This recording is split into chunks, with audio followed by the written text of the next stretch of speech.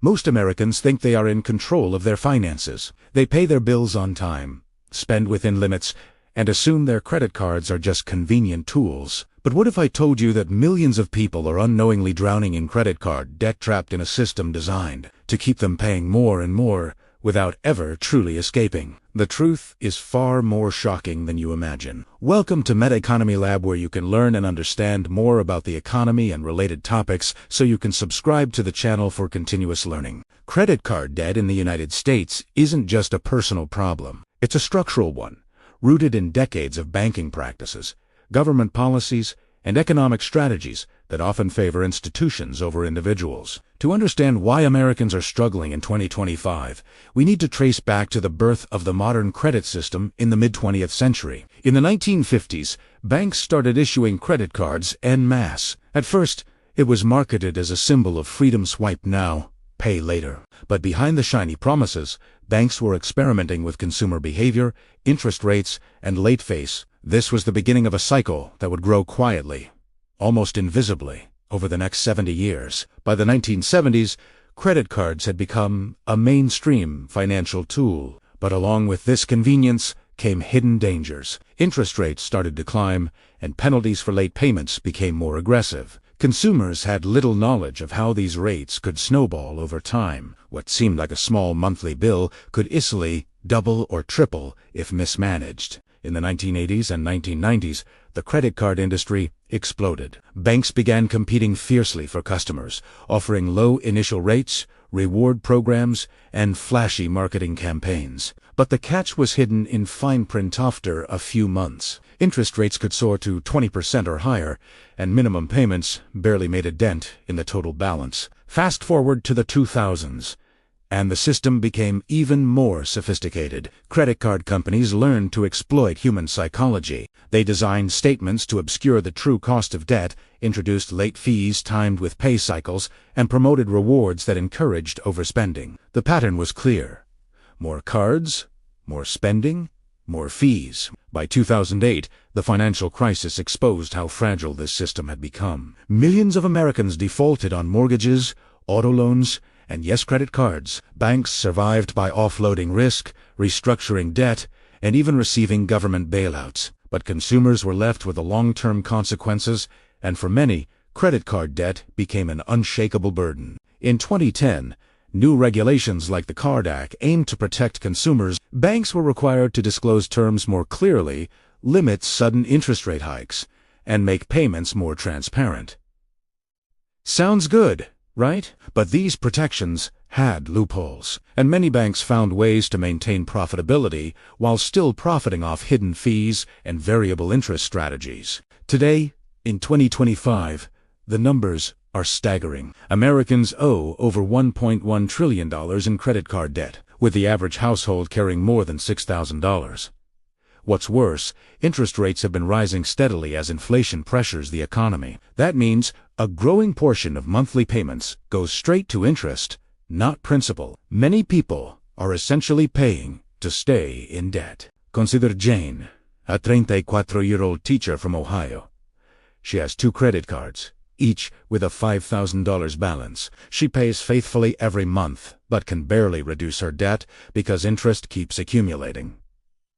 Jane's story isn't unique. It's a narrative repeated millions of times across the country. The system is working exactly as designed for banks, not for individuals. One hidden twist is the minimum payment trap. Banks set the minimum at around 2 to 3% of the balance, making it seem manageable. But if you only pay the minimum, a $5,000 balance can take decades to repay and cost more than double in interest. Few people realize how long this snowball effect can last. Another overlooked factor is the increasing reliance on credit by middle-class families. Wages have stagnated, healthcare costs have risen, and emergencies force people to borrow. Credit cards act as a lifeline, but they also act as a trap, pulling people into cycles of recurring debt that grow quietly over time. Banks and credit card companies also benefit from behavioral patterns. They track spending habits, offer personalized promotions, and push new credit cards to consumers who are already carrying high balances. It's a calculated system designed to encourage spending while making repayment increasingly difficult. Rewards programs add another layer of complexity. While points and cash back seem like a bonus, they incentivize unnecessary spending. People buy things they don't need to earn rewards, all while interest quietly mounts. It's a psychological tug-of-war, where the consumer rarely realizes how much they are losing. Hidden fees are another silent killer. Over-the-limit charges, annual fees, balance transfer fees, and even late payment penalties can add hundreds of dollars each year. These fees are often buried in statements or disguised in fine print, making it difficult for the average consumer to track the true cost of debt. Credit card companies also benefit from the debt cycle through banks bundled credit card debt into financial products and sell them to investors. This spreads risk across the system, ensuring that even if individuals default, the banks still profit. In other words, debt becomes a commodity, not just a personal struggle. Debt also has a psychological impact. Studies show that people with high credit card balances experience higher stress, anxiety, and even health problems. The weight of invisible debt affects decisions, relationships, and quality of life. Yet, it remains socially normalized. People often hide it while silently struggling. Interestingly, technological advances have made it easier for banks to maintain this system. Algorithms calculate optimal interest rates, predict late payments, and customize offers to encourage borrowing. In 2025, your smartphone and bank account aren't just tools, they're part of a sophisticated system subtly keeping you in debt. Many Americans also underestimate the role of inflation. As the cost of living rises, fixed incomes struggle to keep pace, pushing more people to rely on credit cards. Debt is no longer just a choice. It becomes a necessity for survival in many households.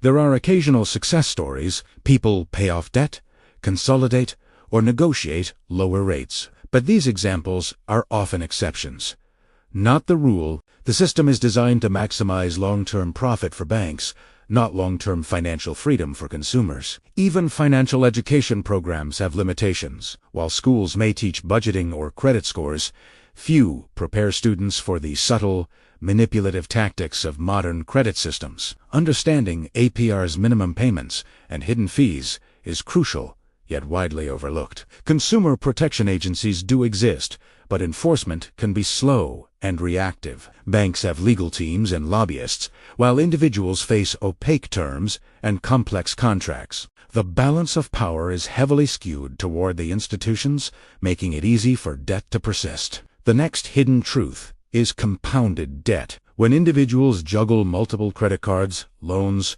or lines of credit, interest can overlap, penalties stack, and minimum payments interact. This creates an invisible web that can feel impossible to untangle, and most people don't see it coming until it's too late. Some argue that credit card debt is a personal responsibility issue, but this ignores structural dynamics. High interest rates, strategic fees, and psychological manipulation are systemic. Millions are trapped not because they are reckless, but because the system is designed to extract long-term profit from their borrowing. Looking ahead, the future may get even more challenging. As interest rates fluctuate and living costs rise, credit card debt could grow faster than wages, widening economic inequality. Without significant awareness and structural changes, millions will continue to struggle in silence. The story of credit card debt in America is not just about numbers. It's about power, psychology, and systemic design. The cycle repeats. Banks profit, individuals pay, and debt quietly grows. Recognizing the patterns is the first step toward control and eventual freedom.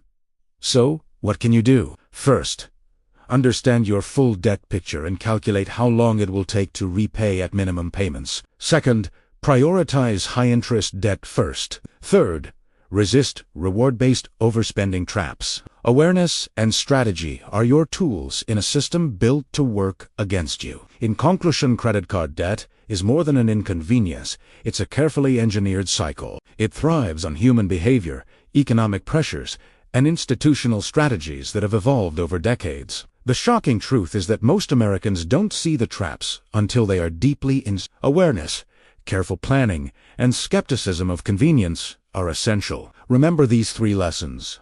Knowledge is power. Small behaviors compound over time, and the system favors institutions, not individuals. Keep asking questions, read the fine print, and think critically about every swipe. The future of your financial freedom depends on it. If you found this investigation insightful, make sure to like this video, share your thoughts in the comments, and subscribe to Meta Economy Lab for more in-depth economic analysis and financial awareness. Meta Economy Lab gives you new perspective to see and understand more about the economy and related topics so you can subscribe to the channel for continuous learning.